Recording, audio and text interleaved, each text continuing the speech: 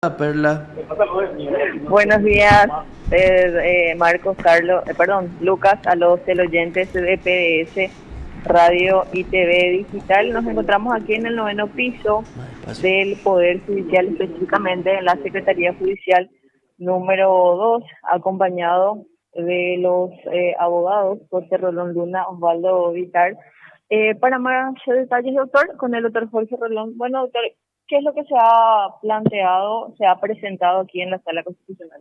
Bueno, hemos planteado un recurso de aclaratoria con el objeto de alertar acerca de la nulidad insanable de dos sentencias emanadas de un tribunal, un juzgado de un tribunal del Poder Judicial paraguayo, nulas de nulidad insanable, que la Corte no ha estudiado, ¿sí? Y que ameritan su estudio y su determinación en cuanto a su validez, a su legalidad, a su legitimidad, por cuanto que contradictoriamente la Corte, como he dicho, si bien no ha estudiado, ha rechazado estudiar el recurso, la acción. Entonces, tenemos el caso de que estas sentencias que son nulas por haber sido dictadas en contra del texto expreso de la ley, tienen a la jueza de primera instancia que lo dictó destituida e imputada hoy día. Tienen también como antecedentes previos que en esa destitución opinaron y votaron a favor de la destitución dos ministros de la Corte. También la Corte luego, ante el pedido de reconsideración de esta misma magistrada, por 9 votos a 0, rechaza esa reconsideración, deja firme esa destitución, con lo cual tenemos ya ahí otra contradicción, no solamente en cuanto al órgano, sino en cuanto a los mismos firmantes de esta resolución que nos ha dicho que este recurso no podía ser admitido. Esto también tiene como objetivo dejar sentada la postura de nuestros clientes de que no puede, con el riesgo grave de generar un caos jurídico importante, además la posibilidad de que nuestra parte acuda a organismos internacionales para hacer valer sus derechos. Justamente eso es, doctor, lo que la mayoría estaba analizando y estaba indicando la decisión del jurado de la propia Corte con relación a la ex jueza Tania Irún y ahora este rechazo en límite. O sea, ¿a quién se le cree en este caso o qué es lo que va a pasar? Bueno, en primer lugar, es importante señalar que la Corte no se ha expedido sobre el fondo de la cuestión, no ha estudiado, ha pateado, digamos, este caso lejos o pretendido hacerlo lejos, digamos, del campo de juego. Porque si esto se analiza en la cancha, y disculpen la utilización de la metáfora futbolística para este caso, si esto se tiene que dirimir en un campo neutral, con árbitros que no estén a favor de una de las partes, donde se van a tener en cuenta quién tiene los mejores argumentos en esa cancha, nuestra parte va a terminar ganando, a la corta o a la larga, ¿sí? Entonces, nosotros solicitamos que estudie el pleno de la Corte esto, además de la grave irregularidad que se dio en este caso, ya en el ámbito de la Corte, que es que un juez recusado, ministro de la Corte recusado, estudia y rechaza su propia recusación. Y luego dice, acá no hay nada que estudiar. Es evidente la parcialidad, el interés en el pleito, que la Corte debe tomar nota, porque como decía hace un rato, esta decisión va en contramano con decisiones previas del órgano vinculadas a este tema, destitución de la jueza y aceptación de esa destitución por parte de la Corte Suprema de Justicia. El propio hecho de que en tiempos en que el juez ministro de la Corte, Jiménez Rolón, envía a auditoría de gestión el expediente de la jueza Tania Irún, quiere decir que siempre, desde un primer momento, hubo sospechas de un manejo irregular de esta causa. ¿Quién es el ministro, doctor, que estudió su propia recusación? El doctor Antonio Fretes. Porque siempre son los pares los que estudian. El doctor Antonio Fretes, ¿sí? No se siguió el trámite previsto en la ley. Aparte, digamos que cualquier persona que inclusive nunca estudió Derecho sabe que uno no puede ser juez de su propia causa, no puede determinar si uno es competente o no en un caso de una recusación porque está en juego muchas veces cuando se trata de recusación de algún interés en el pleito, de opinión, cuestiones que finalmente atentan contra la imparcialidad, que es un valor importantísimo a la hora de que los órganos de justicia administren eso tan sagrado en una sociedad. Entonces, bueno, eso es inadmisible aquí y en Noruega. Nos tiene de alguna manera, doctor, lastimosamente acostumbrado que la Sala Constitucional no se pronuncie con relación a ciertos casos como este. Bueno, ahí hay un problema de fondo, ¿sí? Cortes supremas de otros países, y digo entre paréntesis también con prestigio importante, tienen mecanismos diversos que establecen primero, digamos, la prelación en cuestión de tiempo. Vamos a tener un criterio objetivo para ver cuáles causas son más urgentes, cuáles más importantes, y vamos a tener parámetros bien establecidos de admisibilidad o inadmisibilidad. ¿Qué ocurre acá? Que causas que tienen escasísimo sustento primero son admitidas y luego son resueltas velozmente, dependiendo digamos, de la cara de quienes sean las partes en ese caso. Y otros, como el caso nuestro, en donde tenemos argumentos fuertísimos, importantes y irrefutables. Y cuando digo irrefutables, quienes estamos llevando adelante esto y conocemos el caso, lo que queremos decir es que alguien se siente y nos refute, ¿sí? No es que uno dice nada más que son irrefutables, ¿no? Cuestiones concretas, inclusive, como esa que yo estaba mencionando, de la paradoja que se va a dar de que esto quede firme y que la jueza que lo dictó en primera instancia haya sido destituida. Marcos, ¿alguna consulta? Sí, independientemente al fondo de la cuestión, doctor, ¿está seguro usted que estudió el ministro su propia recusación? Porque me parece algo totalmente fuera de lugar. Hay muchas cosas que suceden diariamente en nuestro país, ¿sí? Y que si uno no muestra, digamos, que la documentación que lo digamos acredite, son muy difíciles de creer, pero en la realidad pasan.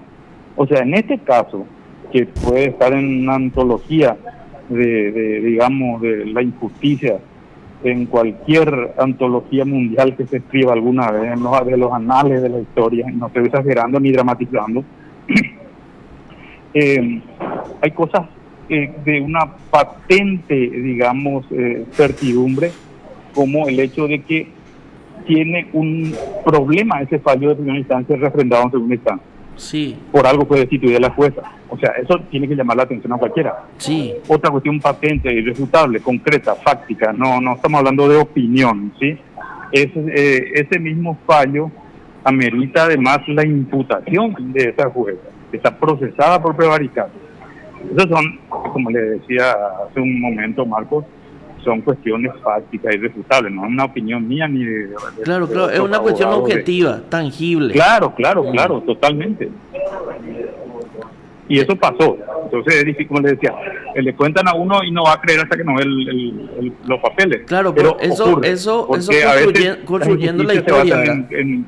Digamos que en sutileza, pero en este caso no hay ninguna sutileza. Claro, eso construyendo la historia, pero la historia tiene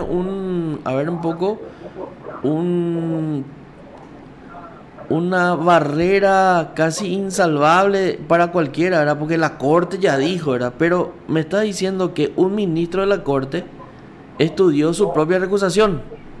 Sí, ahí yo quiero agregar algo más.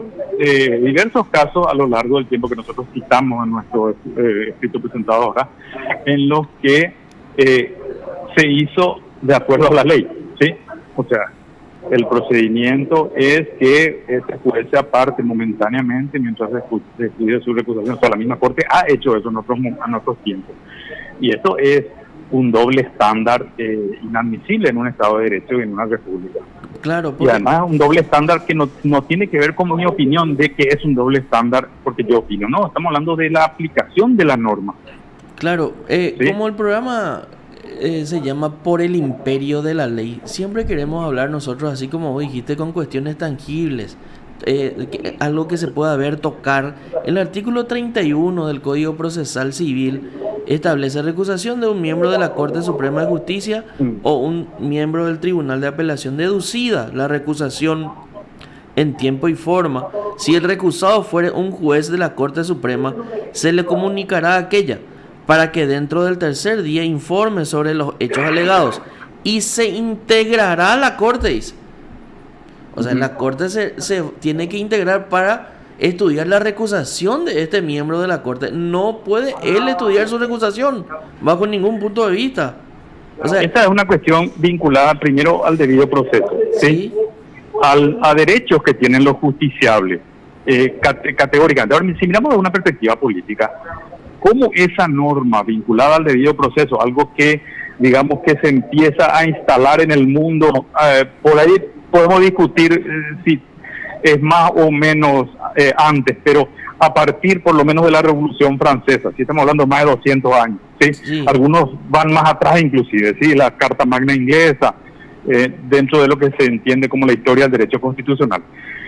Pero si los jueces van a aplicar la ley a su antojo, ¿sí? Sí. No hay república, eso es antirrepublicano. Una republicana existe igualdad formal y material entre sus habitantes.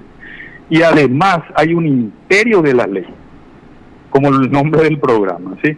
El Estado de Derecho es un resultado de la Revolución Francesa. Claro. Y nosotros estamos hoy día, en el siglo XXI, ya hablando de estados constitucionales de derecho, no de Estado de Derecho nada más, ¿sí? En el sentido de que los jueces deben regirse por la norma legal, pero a su vez por la Constitución. Y nuestra Constitución incluye un decálogo, un catálogo, porque son más de 10, un catálogo de derechos, libertades y garantías muy importantes, entre ellos todos los vinculados al debido proceso, en el artículo 11, en el artículo 17 de la Constitución, que no se pueden dejar de lado, sin olvidar que nuestro país se somete a su vez a un orden jurídico internacional. Claro, ahí entran todas las convenciones. Esto que me está contando es totalmente el antivalor del Estado de Derecho, porque justamente el Estado de Derecho sugiere que las normas son para el común, para el pueblo y obviamente para los gobernantes, y nada más y nada menos que un ministro de la Corte, ¿verdad?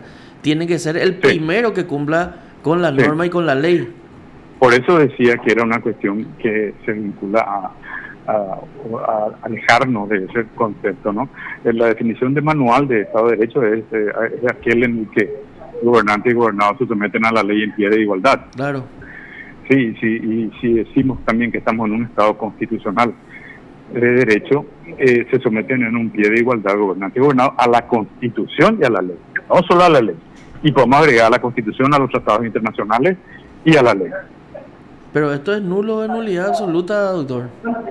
Y bueno, eso es lo que nosotros sostenemos, y esto compromete además la imagen del país, daña esa cuestión básica del funcionamiento de los estados de hoy en día, que es tener la posibilidad de recibir inversiones que van a mover la economía, crear puestos de trabajo. ¿Quién va a querer venir a este país si te roban así impunemente? Y los órganos de justicia se prestan a ellos. Doctor, ¿y qué es lo que se plantea con esta aclaratoria? O sea, ¿se podría corregir esta situación con esa aclaratoria que plantean ustedes? Bueno, acá se da una situación muy particular. En primer lugar, el rechazo indímene, ¿sí? La no admisión de esta acción, formalmente hace cosa juzgada, ¿no? Uh-huh. Sí. Nosotros entendemos claramente eso.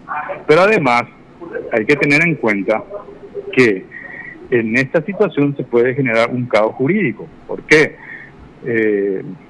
Porque una vez que se ordena el cúmplase de estos fallos refrendados por este rechazo, la Dirección de Registros Públicos tiene que inscribir esa propiedad, y la ley dice claramente que no se puede inscribir una propiedad cuando las personas, las sociedades, estas pertenecen a personas de los países limítrofes, lo cual no se sabe en este caso porque son acciones que a su vez son al portador, por lo cual la titularidad de esas acciones se desconocen, algo que también la ley prohíbe. Son dos cosas que la ley prohíbe. Entonces puede darse la paradoja de que cuando se ordene el cumplimiento, quienes la cumplan van a violar la ley, ser pasibles de sanciones económicas inclusive. Claro, ahí, Por eso nosotros ahí creemos te que- vas al fondo de la cuestión, ¿verdad? Y yo creo Claro. que, o sea, particularmente viendo la ley, leyendo, acá tengo a mano, leyendo la ley de seguridad fronteriza, dice que todo acto nulo que contraríe esta ley, todo acto que contraríe esta ley es nulo, dice, ¿verdad? Entonces, el juez de Exactamente. primera instancia que va a dejar pregnada un poco la resolución por medio de una orden a registro, yo no creo que se anime, ¿eh? Claro, porque va a ser solidariamente responsable en términos pecuniarios con la jueza de primera instancia. Claro, porque el Sí. cumplacepo tiene que ser una providencia, pero esa providencia yo creo que va a contradecir de cabo a rabo lo que la Sí. ley de seguridad fronteriza ordena, ¿verdad? Claro, claro. Por eso ahí también hay mucha, digamos, en términos así coloquiales y en términos comunes, mucha tela que cortar, digamos. Sí, Porque a diferencia de muchos casos en donde también se cometen injusticias o se viola la ley, en ese caso lo que queda picando como resultado de esta resolución, y la disculpa al caso por la metáfora futbolística, es un acto nulo que impide perfeccionarlo en otras instancias, porque la ley señala claramente que ello no se puede hacer. ok. Sí, y se coloca en una situación incómoda, por decirlo amablemente, pero a su vez de cumplimiento imposible, porque lo ilegal no puede ser realizado por un agente del Estado. Eso es desde también, inclusive ya la disposición 39 de la Carta Magna 1215 inaugura el concepto el principio de legalidad. Desde ese entonces sabemos que los actos de los agentes del Estado tienen que estar establecidos claramente en la ley, que la ley no permite a los agentes del Estado realizar aquello que no es legal o aquello para lo cual no es competente. Entonces se crea un caos jurídico tremendo con esto, ¿sí?